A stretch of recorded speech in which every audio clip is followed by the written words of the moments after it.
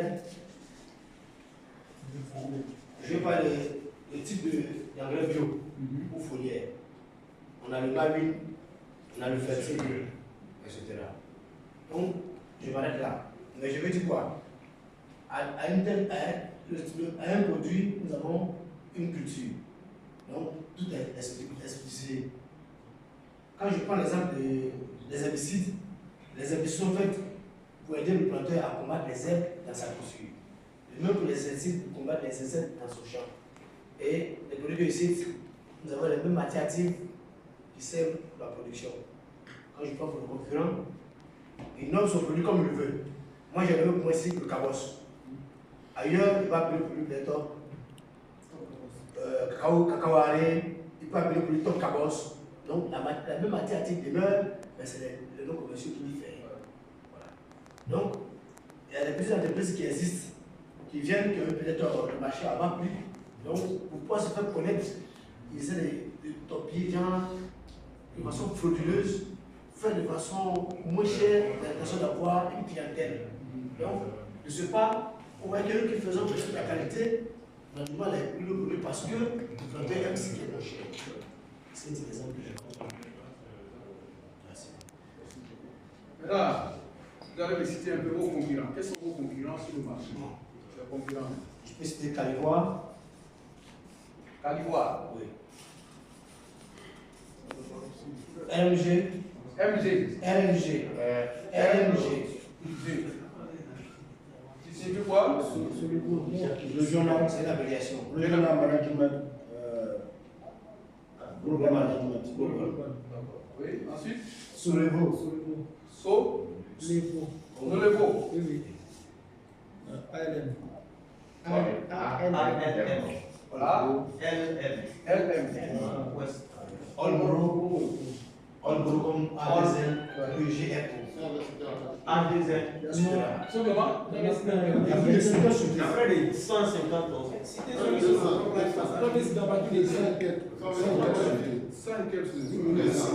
On ne peut pas la lister.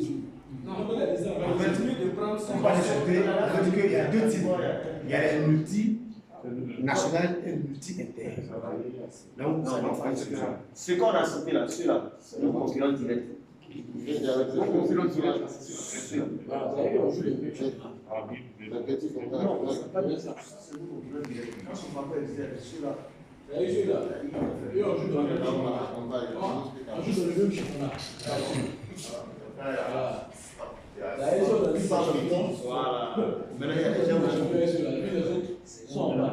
Au fait, ça c'est le SARL, ça c'est le SA. Regarde, SARL à côté. Voilà, ainsi de suite. Ok. Donc vraiment, vous avez voyé que le marché est très concurrentiel. Très concurrentiel. Alors, vous, est-ce que vous, quand vous regardez, est-ce que vous dites que vous êtes des bons commerciaux? Est-ce que vous êtes vraiment des bons technicaux commerciaux? Quand vous regardez, est-ce que vous avez... parce que vous êtes des technicaux commerciaux. Vous n'êtes pas des commerciaux, mais vous êtes des technicaux commerciaux. Est-ce que vous voyez? Parce que quand on dit les commerciaux, il y a les noms, il y a plusieurs vraiment qualifications. Mais ça dit, en fonction des fonctions, des missions, il y a une différence. Est-ce que vous voyez? Mais vous êtes des technicaux commerciaux. Parce que les technicaux commerciaux sont dans un secteur bien défini. C'est-à-dire qu'un technico-commercial, c'est qui? C'est celui qui, d'abord, qui a travaillé dans le domaine d'abord, avant de devenir vendeur. C'est ça qu'on appelle un technico-commercial. Ça veut dire que lui-même, je prends un exemple. Quelqu'un qui vend une voiture, ça veut dire qu'il a été d'abord mécanicien avant de devenir vendeur. On va l'appeler technico-commercial.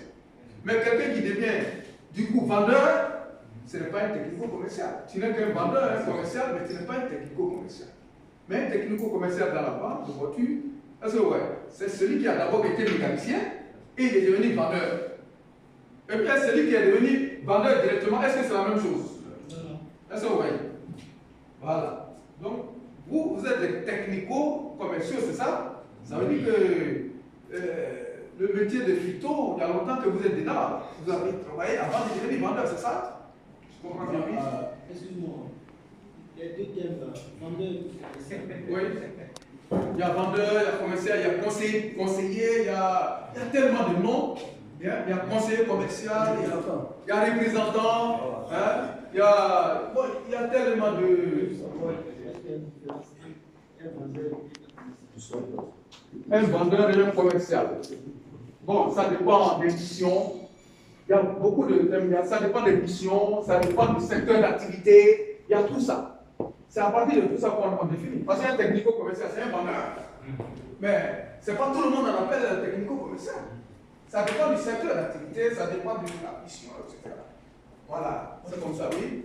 Excusez-moi, il faut dire que dans le domaine agricole, Ouais. dans le cas précis où nous sommes, compagnie technique commerciale chez nous, Ouais. je veux dire que c'est vrai que c'est une appellation. Mais nous, avant de venir sur le terrain, on a fait des formations pratiques et théoriques. Oui. À l'ensemble. Et avant d'arriver sur le terrain, il faut le dire clairement que nous connaissons nos produits.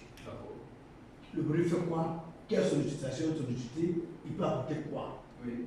La rentabilité du produit. Oui. En un mot, je veux dire que la faisabilité est connue avant qu'on arrive sur le site. Donc on arrive devant un tel client ou bien le planteur, qu'il soit indirect ou direct, on a la capacité de lui expliquer quels sont les avantages qu'il peut bénéficier de ce produit. Ça c'est bien. De deux,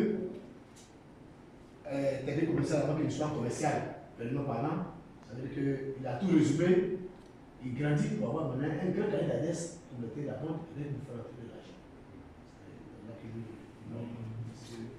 Et à ce niveau, je pense qu'au niveau des entreprises où nous sommes, telles que celles où nous sommes du moins, par technico-commercial, ça regroupe le terme d'aptitude, de déployer sur le terrain des techniques pour démontrer ceux pour lesquels il envoie le produit qu'il commercialise et les avantages sur les cibles qu'il y a. Donc, il maîtrise de bout en bout non seulement son produit, mais la cible de son produit. Voilà, donc il a un bon paquet. Et donc, lui, il a un gros dos vraiment avec sa marchandise. Le commercial, il en a fini avec ça. Lui, son objectif, c'est de faire de l'argent, quand bien même qu'il a déjà tous les prérequis des techniques. Lui, il est passé par là. Nous, dans notre entendement et dans le fonctionnement de notre structure, à mon avis, voilà. Donc, le commercial chez nous, c'est celui-là qui a déjà passé ce cap de déploiement des techniques sur le terrain. Et maintenant, lui, vraiment, il est au-dessus de ça. Il doit pouvoir faire de l'argent avec les produits et non les produits sur la cible. Quand bien même qu'on peut le solliciter pour apporter des éclairages techniques bien pointueuses sur la cible des marchandises qu'il a. Je voudrais aborder la même chose. En fait, nous qui sommes dans cette salle, on a des